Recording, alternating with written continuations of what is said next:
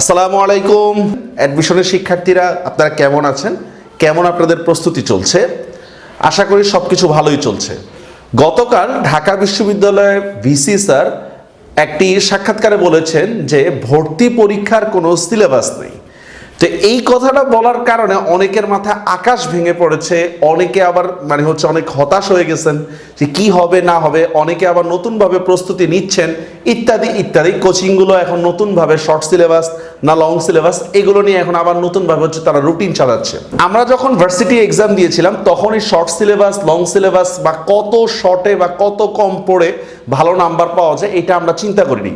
কিন্তু বর্তমান সময়ে কম্পিটিশন বেশি হওয়ার কারণে আর আমাদের মধ্যে ফাঁকিবাজি প্রবণতা দেখা যাওয়ার কারণে কত কম পড়ে কত ভালো জায়গায় চান্স পেতে পারি সেই চিন্তাটাই কিন্তু আমরা করি।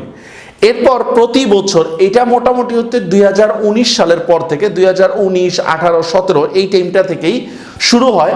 প্রত্যেকটা বার বিশ্ববিদ্যালয়ে ভর্তি পরীক্ষার আগে হয় ভার্সিটির ভিসি অথবা শিক্ষামন্ত্রী অথবা কোনো উচ্চপদস্থ ব্যক্তি এমন কোনো নিউজ দেয় যার ফলে স্টুডেন্টরা হতাশ হয়ে পড়ে। কোনোবার বলা হয় সবাই গুচ্ছ পদ্ধতিতে আসবে, কেউ বলে লটারি পদ্ধতিতে, কেউ বলা শর্ট সিলেবাস, কেউ লং সিলেবাস ইত্যাদি ইত্যাদি। ভার্সিটির কোন জিনিসটা দিকে খেয়াল করবে আর সরকার কোন জিনিসটা দিয়ে খেয়াল করবে? মনে করেন আপনি এইচএসসিতে 100% পাস হয়েছে বা আপনার এসএসসিতে 100% পাস, এটা কিন্তু সরকারের ক্রেডিট। এগুলো দেখার কারণে দেখবেন যে শিক্ষার মান বাড়তেছে, পাস বাড়তেছে, এটা সরকারের ক্রেডিট হিসেবে বিবেচিত। কিন্তু ভার্সিটির স্টুডেন্ট ভার্সিটিতে পড়ার পরে আপনার চাকরি পাচ্ছে না অথবা সেভাবে কর্মসংস্থান হচ্ছে না বা ওইভাবে তারা প্রতিষ্ঠিত হতে পারতেছে না, এগুলো ভার্সিটির ক্রেডিট।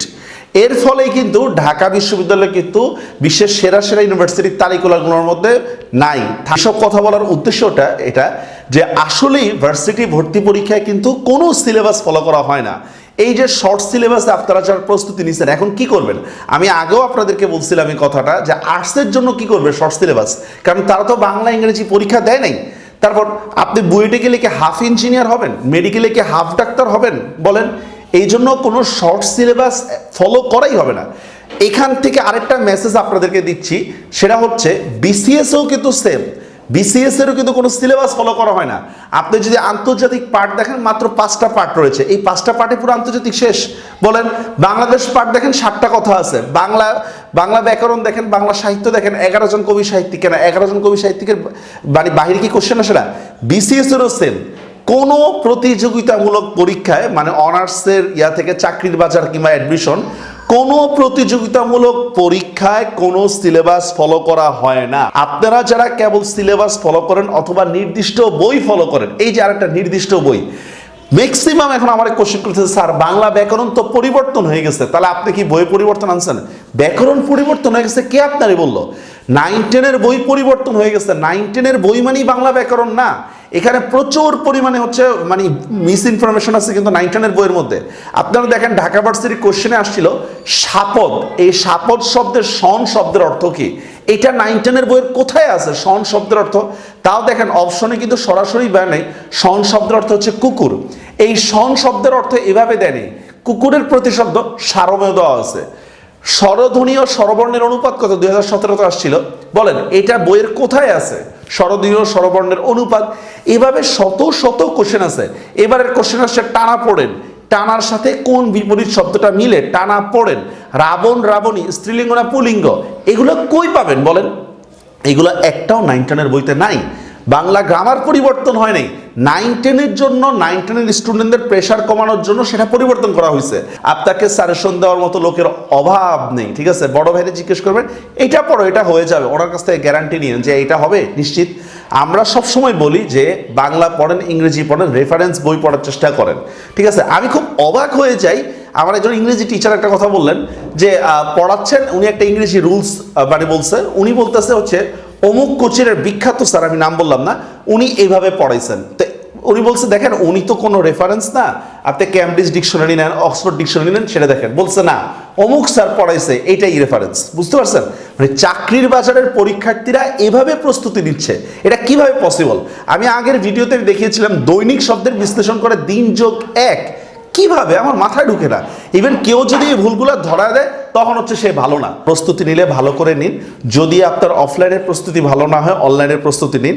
দেখেন আপনাকে একজন টিচার আজকে ক্লাস করায় গেছে, আপনি খুব ভালো বুঝছেন, শিট সলভ করতে পারতেছেন, ঠিক আছে। প্রশ্ন হচ্ছে 3 মাস পরে এই জিনিসটা মনে থাকবে কিনা। এই জন্যই বলি যে অফলাইনের পাশাপাশি অনলাইনের ইয়েটা নেন, কারণ আমাদের ক্লাস কিংবা যারাই অনলাইনে ক্লাস নেয় সাধারণত ক্লাসগুলো রেকর্ড থাকে, লাইভের পরে রেকর্ড থাকে, আপনি চাইলে যে কোনো সময় দেখতে পারেন। আপনারা যদি চান অনুশীলন সিরিজের বইগুলো দেখতে পারেন। বিসিএস, জব ও ইউনিভার্সিটি অ্যাডমিশনের জন্য অনুশীলন সিরিজ। বইগুলোর বৈশিষ্ট্য: সম্পূর্ণ রঙিন করা, সংশয়পূর্ণ প্রশ্নের ব্যাখ্যামূলক সমাধান, ছক আকারের তথ্যাদি উপস্থাপন, সূত্র সহকারে ইনফরমেশন, লিখিত পরীক্ষার প্রশ্ন বিশ্লেষণ, ইউনিট প্রশ্নের সম্ভার, মডেল টেস্ট ও উন্নত মানের ছাপা।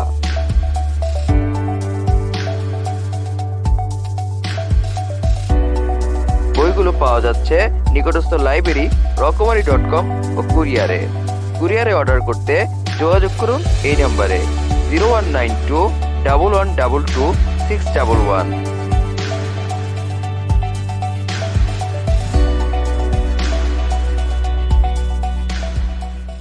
তো আমাদের অনলাইন কোর্স চলতেছে বাংলা, ইংরেজি, সাধারণ জ্ঞান, জব থেকে শুরু করে বিশ্ববিদ্যালয়ে ভর্তি, এইচএসসি সবাই এখানে ভর্তি হতে পারেন। কথা কিন্তু একটাই ভাই, ভালো করে প্রস্তুতি নেন। আর আমাদের সিলেবাসটা এমনভাবে, বিশেষ করে অ্যাডমিশন স্টুডেন্টদেরকে বলতেছি, বাংলার কথা বলতেছি, এসএসসির মধ্যে আপনারা দেখেন A to Z সব কিছু আপনারা আছে, ঠিক না। আবার দেখেন এইচএসসির মধ্যে কিন্তু বাংলা গ্রামারের 80%ই নেই, মাত্র 20% আছে। আবার আপনারা দেখতে পারেন এক্সামই হয়নি, অ্যাডমিশনে যে আবার সবই আছে। মানে আমি আরেকটা জিনিসে অবাক হই যে মানে কোচিংগুলোর মধ্যে 10টা ক্লাস লেকচারের মধ্যে হচ্ছে পুরোটা শেষ করে দেয়। জেনারেল নলেজের মাত্র 5টা ক্লাস, বাংলা মাত্র 5টা ক্লাস। আমি এমন একটা কোচিংয়ের নাম জানি যারা হচ্ছে ডি ইউনিটের স্টুডেন্টকে ধরে রাখার জন্য এই কাজটা করে।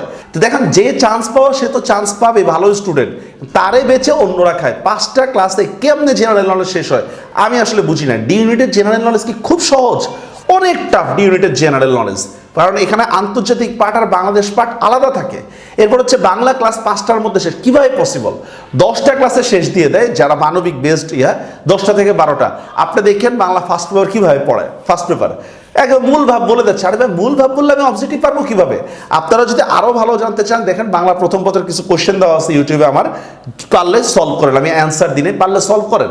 প্রিভিয়াস কোশ্চেন, প্রিভিয়াস গাইড, এই অ্যান্সারগুলো আপনাদের মুখস্থ আছে, এগুলো তো সবাই মুখস্থ করে। তাহলে ভার্সিটি ভর্তি পরীক্ষা অন্যরা ফেল করে কেন? মাত্র 10% পাস করে কেন? 5% পাস করে কেন? কমপক্ষে তো পাস 50% করা দরকার ছিল, ঠিক না ভাই? অনেক গ্যাপ, অনেক গ্যাপ। নিজেকে শোধরান। দেখুন আপনি ফেল হলে মানে দোষ সব আপনার, কিন্তু আপনার ফেলের পিছনে যে কারণগুলো আছে সেটা কিন্তু কেউ বলবে না। আপনার বন্ধু ফার্স্ট হয়েছে এটা নিয়ে অনেক মাতামাতি হচ্ছে, আপনার কিন্তু কেউ খবর নিচ্ছে না। তাই যাই করেন যথাযথ প্রস্তুতি নেন, সেটা অনলাইনে হোক সেটা অফলাইনে হোক, যেভাবে পারেন প্রস্তুতি নেন। আশা করি আপনারা আমার কথাগুলো বুঝতে পেরেছেন। সবাই ভালো থাকবেন। আল্লাহ হাফেজ।